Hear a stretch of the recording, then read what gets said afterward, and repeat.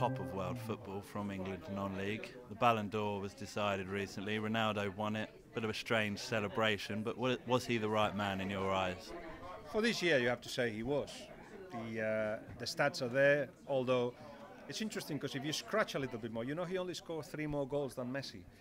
But of course, he got many more titles, collective titles, than Messi. The thing is, though, I'm still not sure what makes you the winner of the Ballon d'Or.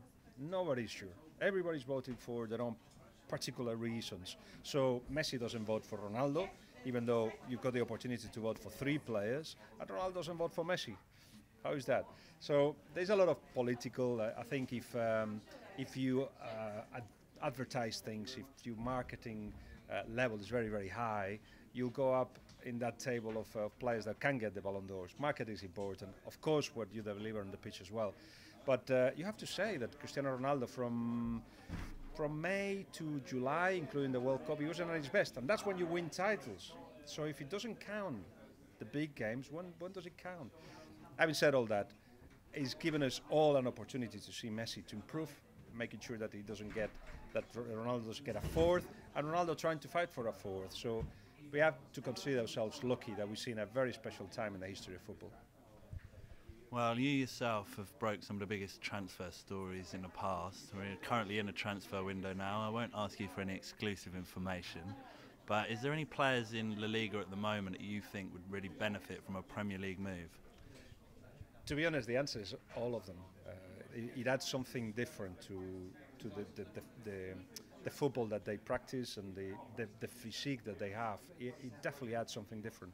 It gives you more rhythm, it gives you more strength, it gives you a continuity. You cannot fall asleep in a Premier League game. In Spain, you have different tempos, and depending on what the result is and the rival, etc.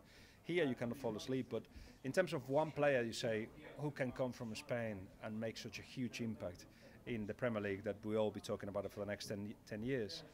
Well, those are Barcelona and Real Madrid. Some of them are Atletico Madrid. Godin, for me, is the best centre-back in the world, and I know that Premier League teams have been trying to get him, but taken away from those 3 sides, you know, at Sevilla, Valencia, they're all fighting for things. So Otamendi is wanted by Manchester United. Here and there are players, but now Spain has to rebuild financially to be able to match the financial power of the Premier League and keep those players that are now in the Premier League. All the good players of Spain, apart from the top 3 sides, they are in the Premier League. And what about Messi himself? Do you think he could do what he does in the Spanish League in the Premier League, or do you think he'd find it quite difficult for a while? Messi, best player in the world, best player in history, can do it when he wants to, where he wants to, and there's been no problem whatsoever. I don't know if you've seen him play in the last few weeks, but he's gone back to the right-hand side and cutting inside and playing everywhere, and he's assisting even more than Ronaldo last season. He's scoring almost as much as a very good Ronaldo in a not very good season. He can do it anywhere. It's just that the team has to play for his strengths. That perhaps is the big difference with Ronaldo, where Ronaldo can more or less adapt to any style. I think Messi needs the team to play to his strengths. But if you get that, and Barcelona are starting to look like they can get that, then you've got the best player in the world. And someone I wanted to mention who's gone back the other way, actually, is Fernando Torres. Obviously had, well, it's fair to say a torrid time at Chelsea, but went back to Atletico Madrid, got off to a great start. Do you think he can revive his career there? Do you know, if you take the year and a half of Torres at Liverpool, where he was like unstoppable, you take that away, and you look at his career, and you think like, he's had a very good career.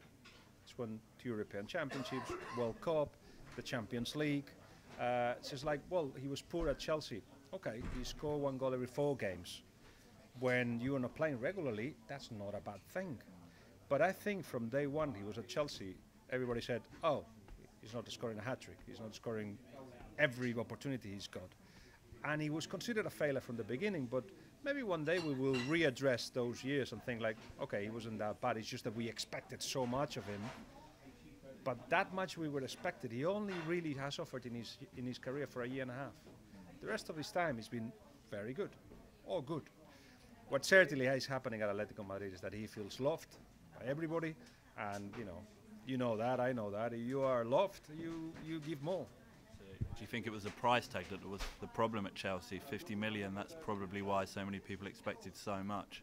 That is one problem. The other problem is an injury that he had before 2010, where he operated and he wouldn't operate if he went back in time. There was the fact that maybe only one manager really has trusted him. In Rafa Benitez, it's the only one that really has showed interest in what was going on with him. And if you don't have the confidence of the manager, you just don't go too far. But as I'm saying, you know, he wasn't too bad considering he didn't play that much. He wasn't too bad. It's just that we expected so much more. And just finally, I know Liverpool is another club that's quite close to your heart. This season they're struggling a little bit, but seem to be picking up a bit at the moment. Brendan Rodgers, is he still the right man there? He's a young manager who has been with the possibility of winning a league, so at the peak of his career, and now with a club or a team that was kind of dragging down, with recycling to do in terms of the captain and the symbol of the club and all that. A lot of challenges for a young manager who hadn't been at that level. And so far, so good. You have to say, almost winning the league last season is a massive overachievement. And this year, they're picking up. So let's see at the end of the season what it's like. I don't think he's going to be sacked or anything like that. I think there's still a lot for Brendan Rodgers to give Liverpool. But then, of course, if after 3 or 4 years things don't work out, then it will be a time to move on. But yeah, I see Brendan there next season. Brilliant. Well, thanks very much for speaking to us, and all the best. Thank you.